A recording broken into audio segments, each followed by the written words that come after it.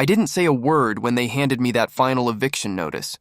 I just slid the 1923 water rights deed across the table and watched 35 McMansions turn into lakefront property. The Willowbrook Estates HOA thought they could steal my grandfather's farm while I was deployed in Afghanistan. These pompous, entitled bureaucrats built their perfect suburban paradise on stolen land, complete with tennis outfit-wearing Karens patrolling in golf carts. What they didn't know is that I'm an Army Corps of Engineers. That little earth dam on my property had been waiting 45 years for someone stupid enough to build downstream. This was going to be satisfying. Let me introduce you to Jake Morrison. That's me, 34 years old, Army Corps of Engineers, and the third-generation owner of 47 acres of prime Texas land just outside Austin.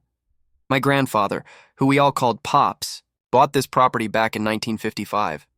He was the kind of man who believed in taking care of the land and the people on it. In 1978, he built a small earth dam on our property. Nothing fancy, just good engineering designed to collect rainwater for the cattle and help out our downstream neighbors during dry spells. In fact, the Army Corps of Engineers even helped him with the design. Then came my 2 tours in Afghanistan, where I specialized in water management. Turns out, building wells in a war zone teaches you how quickly people will fight over water. While I was on my second deployment, Pops passed away. The property went into a trust managed by my well-meaning but overwhelmed sister, Sarah, who lives in California. She hired a local property management company to handle the taxes. The taxes got paid, but Sarah never looked at the assessments. Big mistake. Enter our villain, Margaret Maggie Thornwell, president of the Willowbrook Estates HOA. She's the kind of woman who drives a white BMW X7 and treats tennis outfits like business attire, all while smelling of expensive perfume and entitlement. Maggie is married to City Councilman Rick Thornwell, which tells you how she gets things done. I came home from deployment in August 2023, expecting to see rolling pastures and Pops' dam sparkling in the sun. Instead, I found concrete trucks and survey stakes scattered across my back 40. Sorry, buddy, the construction foreman said, not looking sorry at all. We got permits. This is Willowbrook Estates property now. I called the police. The officer explained, clearly uncomfortable, that the HOA had filed an adverse possession claim while I was overseas.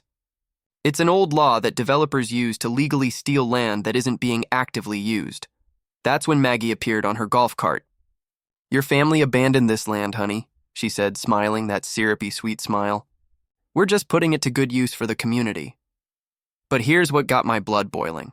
Her crews had diverted the small creek that feeds Pops' dam. The water level was dropping every single day. As I stood there, Maggie's parting shot echoed in my ears. You should have stayed closer to home, soldier boy. That's when I knew. This was war. I hired the first lawyer I could find.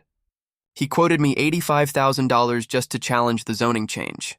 Turns out, while I was serving my country, Maggie's husband, Rick, had pushed through an emergency zoning modification, changing my land from agricultural to residential. But here's where my Army Corps training came in. While that overpriced lawyer shuffled papers, I was digging through county records like I was hunting for IEDs, and I found it.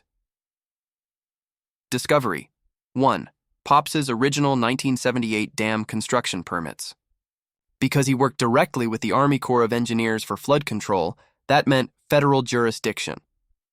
As our first knowledge nugget states, any dam built with federal guidance creates federal jurisdiction that local HOAs can't override. Period. This wasn't just a property dispute. It was a federal case, but it got better. Buried in the old records, I found a I-1923 water rights deed. My great-grandfather had purchased senior water rights to the entire Willow Creek watershed. These rights were older than the city, older than the county, older than every single one of those McMansions. They weren't just stealing my land. They were stealing my water. Maggie, of course, played the victim. She organized an emergency HOA meeting, complete with a news crew she'd tipped off, about the dangerous dam structure. We're just concerned about our children's safety, she said, dabbing at her eyes. That dam looks ready to burst. The news crew never bothered to check that my dam had passed its last safety inspection with flying colors.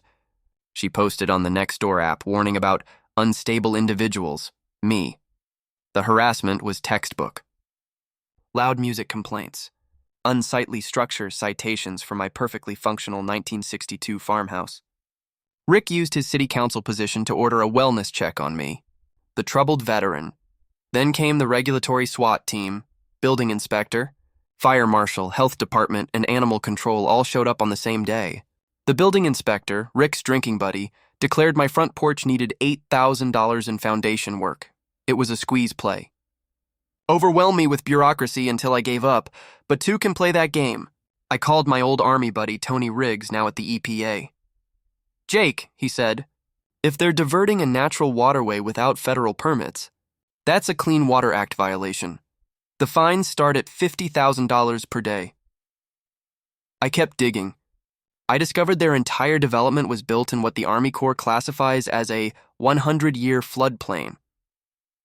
Insurance companies had refused coverage until the HOA provided a flood mitigation plan. Their solution? Permanently divert Willow Creek and let it flood my property instead. Knowledge nugget 2. When developers lie about flood risks to get insurance coverage, that's federal mail fraud. The deeper I dug, the more I realized this wasn't Maggie's first rodeo. Her previous HOA in Houston had paid a $2.3 million EPA fine for an identical creek diversion scheme. She'd skipped town just ahead of federal prosecutors. I wasn't just fighting an HOA. I was fighting a professional criminal. Maggie went nuclear. Rick fast-tracked an eminent domain hearing, scheduled for just 2 weeks out. The city was going to seize my property for public safety. Then the HOA offered me $180,000 for land assessed at $890,000. Take the lowball offer or lose everything. The local paper ran a hit piece. Troubled veteran blocks community progress. Maggie staged a photo op with 20 concerned mothers holding children near my property line. #protect our kids. But while Maggie was busy making enemies, I was making allies. I partnered with an environmental lawyer, Amanda Cross, who specialized in pro bono water rights cases. We teamed up with my downstream neighbors, Mrs. Chen, whose garden had withered, and Miguel Santos, whose family farm had been rezoned out of existence by Rick. The local Audubon Society was furious to learn the diversion had destroyed critical nesting habitat for protected birds. Then, during a nighttime reconnaissance, I discovered something beautiful. Pops's dam wasn't just an earthwork. The original 1978 design included an BART emergency spillway system with hydraulic gates that hadn't been opened since 1982. The hollow echo of water told me the mechanism was still functional. Using my drone, I mapped the new homes. 5 were built directly in the historical flood channel. 3 more had basements below the high water mark. Then Maggie made her biggest mistake. Her crew began installing permanent concrete barriers to completely block the original creek bed. This would destroy the downstream ecosystem forever, but it also gave me the perfect justification for what I was about to do. While digging one last time, I found a misfiled document, the original Agricultural Flood Management Covenant from 1979. The language was beautiful. Dam operator shall maintain natural seasonal flow patterns to preserve downstream agricultural water rights in perpetuity. It wasn't just permission. It was a legal obligation. Amanda's investigation found the smoking gun. Rick Thornwell wasn't just the contractor. He was the primary investor in the development. Every house built on my stolen land put money in his pocket, and he'd never recused himself from a single city council vote. The final piece came from Pops's handwritten journals. An entry from 1980, open spillway today, helped the Santos farm and 3 others get through the dry spell. That's what neighbors do. This wasn't about revenge. It was about restoring what Maggie had stolen, 45 years of community. You don't just open a dam without a plan. This was a military operation. Amanda filed an emergency agricultural water rights restoration motion. We weren't breaking the law. We were following it. I created a detailed spillway operation plan, a controlled release starting at 6 a.m., gradual increase, peaking at 10 a.m. The volume was calculated to restore the natural creek bed without causing structural damage, except to Maggie's illegal concrete barriers. Maggie's crew tried to sabotage the spillway at 2 a.m. with concrete mix. My trail cameras caught them and the sheriff was waiting. They were arrested. At 5:30 a.m., Maggie played her cruelest card. She called veteran services claiming I'd made suicide threats and needed an involuntary psych hold. As I was prepping the dam, I had to convince a social worker I was competent while simultaneously preparing to flood a subdivision.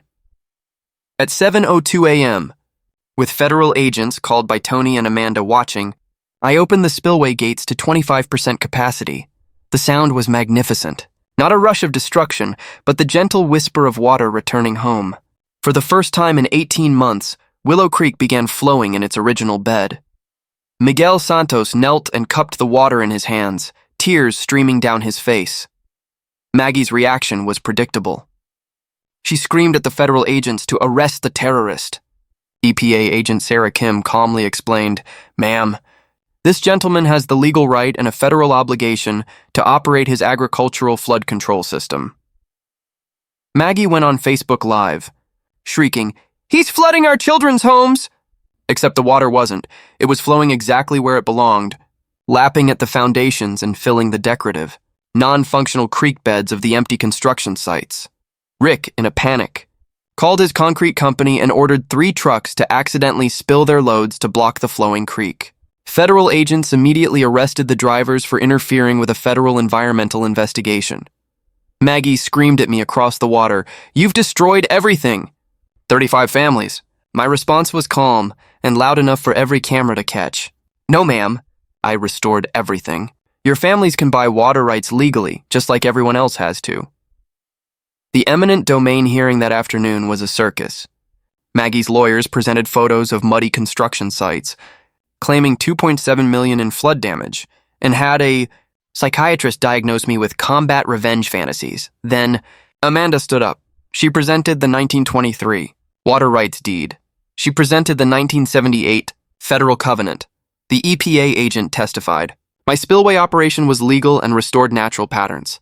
Miguel, Santos and Mrs. Chen gave emotional testimony about their stolen water and heritage. Amanda played the audio of Rick's phone call, screaming about destroying millions in property value.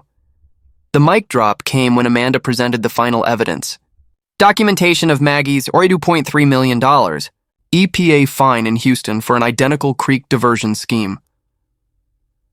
A federal prosecutor stood and announced a criminal investigation into interstate water fraud conspiracy. Judge Walsh, seeing federal agents in his courtroom, had no choice. He denied all restraining orders, ruled my spillway operation was legal and beneficial, and ordered the HOA to cease all interference.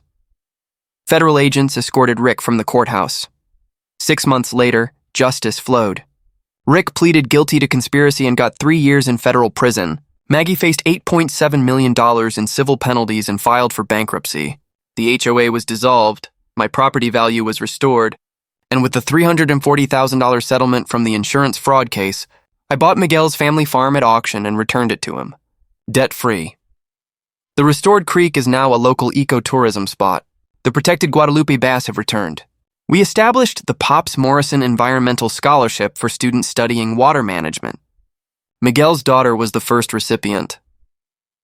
From my porch, I watch that creek flow exactly where it belongs. I'm reminded that some fights are worth everything. Sometimes you have to flood the valley to save the creek.